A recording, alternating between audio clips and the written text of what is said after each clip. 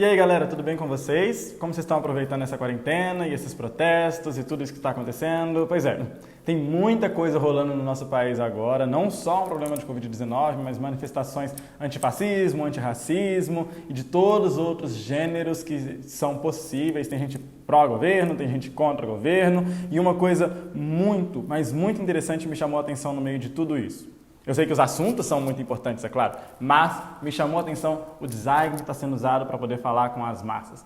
Na aula de hoje eu quero conversar um pouquinho com vocês, sem roteiro mesmo, sobre o design de guerrilha. Então tá galera, como eu disse, tá sem roteiro, então eu vou falar um bocado sobre algumas coisas que eu comecei a reparar essa semana sobre tudo que está rolando. Bom, quando eu digo essa semana, tem umas 2 semanas já que eu gravei esse negócio, então era quando estava rolando de fato. A situação é a seguinte, já há muitos e muitos anos os designers são extremamente cruciais para todas as manifestações políticas e econômicas que acontecem num país. A gente não pode tirar o crédito, é claro, das massas que se levantam para poder protestar sobre alguma causa, sobre as causas que eles estão protestando, que tem uma importância muito, muito grande. Mas, quando a gente fala em guerrilha, quando a gente fala em manifestação, quando a gente fala em opinião, a gente está falando, sim, do trabalho de designers. Afinal de contas, esses cartazes, por exemplo, que eu vou passar aqui na tela para vocês verem, eles não nascem do nada. Há todo um processo de design comunicador que está sendo trabalhado para poder chegar nas massas as ideias, ideologias e aquilo que está sendo discutido, aquilo que está sendo trazido em pauta. Quando a gente tem, por exemplo, esses manifestantes que vocês estão vendo, ou esses manifestantes que eu coloquei agora, a gente vai ver que o design que é usado para poder gerar as ideias que eles estão passando para as pessoas e comunicar isso enquanto eles estão manifestando é muito específico. E isso não é de agora. Não nasceu em 2020 essa tendência. Na verdade, essa tendência é mais velha que a sua avó. Por quê? Porque desde o primórdio dos tempos, as pessoas fazem esse tipo de coisa. As pessoas manifestam os seus interesses, as pessoas trazem à tona as suas ideias e ideologias e desde sempre foi necessário o design. Fosse o cara que pintava faixas e desenhava cartazes lá nos anos 20, 40, 50, 60, fosse o cara que faz os cartazes hoje e camisetas num Photoshop da vida e a pessoa que vai criar esses símbolos para que a gente possa estar trabalhando. Tem símbolo pra caramba rodando no WhatsApp de vocês, nos feeds de Twitter e isso tudo está enchendo o nosso feed. Mas isso realmente é feito por designers e é feito a partir de tendências. É por isso que é tão parecido os símbolos que nós temos em manifestações antirracismo aqui no Brasil, nos Estados Unidos e na Europa. É porque existe uma tendência que comunica isso. Como a gente falou nas últimas aulas de design, na que a gente teve sobre design trends e na que a gente teve sobre design de comunicação, quando você une essas duas coisas, as tendências que comunicam algo, a gente vai ter as pessoas falando uma mesma linguagem visual. Não importa o seu idioma, se eu te mostrar esse cartaz em chinês, nas manifestações que estão acontecendo em Hong Kong, você possivelmente vai conseguir entender sobre o que é essas manifestações que estão acontecendo lá. E isso tudo é comunicação visual, é o design falando com você a mensagem que está sendo transmitida. E isso nos nossos dias é extremamente importante, porque no mundo todo nós estamos passando por situações em que as pessoas estão protestando contra seus governos autoritários, contra seus governos relapsos, contra a situação do racismo, contra a situação de assassinatos, contra situações relativas à Covid-19, e é muito importante, cada vez mais, que essa comunicação seja assertiva, porque tem tanta coisa por aí, tem tanta coisa sendo disseminada, tantas ideias, tantas ideologias, tudo está sendo trazido à tona ao mesmo tempo. Quanto mais assertivo for o design que está envolvido nisso, melhor. E por que eu estou te falando sobre tudo isso? Porque é algo que a gente precisa começar a prestar atenção. O design na política às vezes é muito associado com o santinho que é feito e a campanha que é feita para o prefeito na época de eleição, mas ele se torna cada vez mais algo do povo, algo democrático. E para isso eu quero voltar um bocado no tempo, para uma época que talvez vocês nunca nem sequer tenham ouvido falar. Lá em 1973 aconteceu um movimento estudantil chamado Diretas Já. Esse movimento de manifestantes, em sua grande maioria universitários ou estudantes do ensino médio, exigia uma constituição. A Constituição brasileira é muito recente, ela é novinha. Ela foi promulgada em 5 de outubro de 88. E sim, é importante você, designer, saber disso também. Essa Constituição, por mais novinha que ela seja e por melhor que ela tenha sido para o país, ela só veio depois de muita guerrilha, muito sangue derramado. Nessa época, a gente estava saindo do regime militar e voltando a ter eleições. E foram essas exigências da direta já que nos deram o direito de votar para presidente e que deram início ao processo de elaboração de uma Constituição Federal. Isso não existia antes disso. E foram os estudantes que fizeram isso através de suas manifestações, que ficaram tão icônicas, que geraram um outro tipo de manifestação alguns anos depois. Em 1992, Fernando Collor sofreu um impeachment pedido pelo povo no que ficou conhecido como o movimento dos caras pintadas. Era literalmente isso, a galera saía na rua com a cara pintada e ia protestar pedindo o impeachment do presidente eleito Fernando Collor por causa de uma porrada de coisas que aconteceram lá.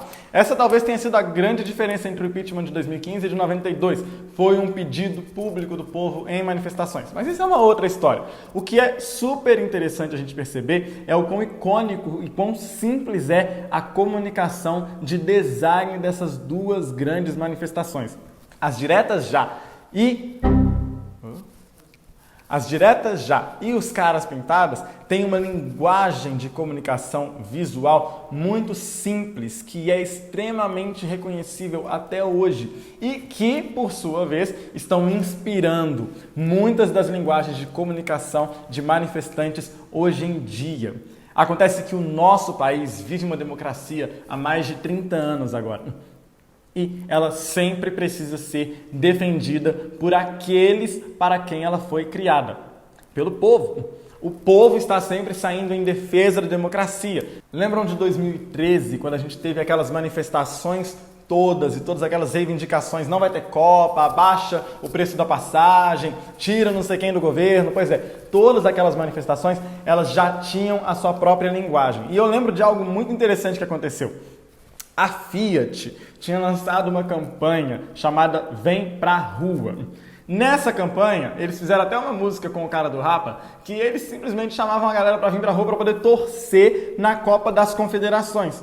Era pra galera vir pra rua torcer pela seleção durante a Copa. Pois aquela campanha de marketing e design da Fiat virou uma campanha política. Sim, não uma campanha de um político, mas uma campanha do povo sobre reivindicações políticas. E aí o povo começou a chamar o resto da galera para vir para a rua, para reivindicar os seus direitos, para manifestar pelos direitos daqueles que não tinham voz. E isso foi tão icônico, que o que era um slogan da Copa acabou se tornando o grande slogan anti-Copa. Vem pra rua protestar contra tudo isso que está rolando aí. E isso foi extremamente importante, porque até 2013 estourar essas manifestações, a gente já não via nada parecido com isso desde 92.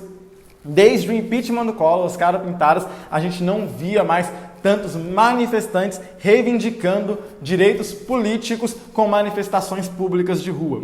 E isso acabou virando uma forte tendência política nossa. Isso porque o nosso país ele é polarizado entre duas grandes entidades políticas, a esquerda e a direita. E essa polarização se viu muito forte nos movimentos políticos que a gente teve desde 2014 para cá, principalmente no ano de 2015 e no ano de 2018. E é por isso que é tão relevante a gente ver as pessoas se levantando em manifestação hoje em dia. Só que tem uma coisa sobre as manifestações de 2020 que não é tão próximo das manifestações de 2013. A gente não pode necessariamente sair na rua.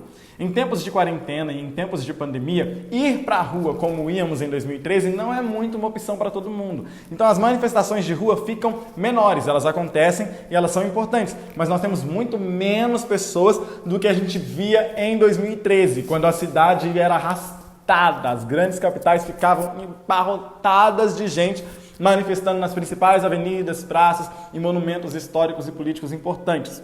Já em 2020, muitas dessas manifestações e reivindicações estão acontecendo de dentro de casa. E por acontecerem de dentro de casa, elas tomam um aspecto digital. Sim, é pelas redes sociais, é pelos vídeos na internet, é por lives, é por reivindicações e abaixo-assinados que surgem em sites que a gente está manifestando contra ou a favor daquilo que é importante. Começou logo no começo da pandemia, quando a gente começou a ver muitas campanhas para arrecadar fundos para médicos e para hospitais, para arrecadar alimentos para as pessoas que estão passando necessidades, para poder reivindicar os direitos de trabalhadores, de domésticas e de diversas outras classes sociais que estavam sendo deixadas esquecidas. E agora, por último e muito importante, as reivindicações referentes ao racismo. Sim, é muito importante o que está acontecendo no nosso país e esse cenário político diz respeito a você, sim. Esteja você em idade de eleição ou não. Seja você um eleitor possível ou não. Entender o que está acontecendo e assumir para si esse sentimento coletivo de que algo precisa ser feito é muito importante. E eu não estou aqui tentando jogar uma ideologia goela abaixo em você, seja de direita, ou seja de esquerda, ou seja de centro, ou seja lá o que for. Não. Eu estou aqui para te trazer um bocado de consciência política sobre o que está acontecendo e como que o seu papel enquanto designer pode ser extremamente importante para comunicar aquilo que nós estamos vivendo hoje. Então, a minha dica do dia é: dá uma pesquisada nisso. Vê como é que estão sendo esses movimentos ao redor do mundo, dá uma olhada nas tendências, em como as pessoas estão comunicando tudo isso que está acontecendo e procure entender de que forma o seu papel de designer, se preparando para um mercado de trabalho criativo como esse, pode ajudar a sociedade como um todo, tá certo? Então é isso, galera. Espero que vocês tenham gostado, entendido e que não me chamem de fascista, beleza? Beijão pra vocês e até a próxima.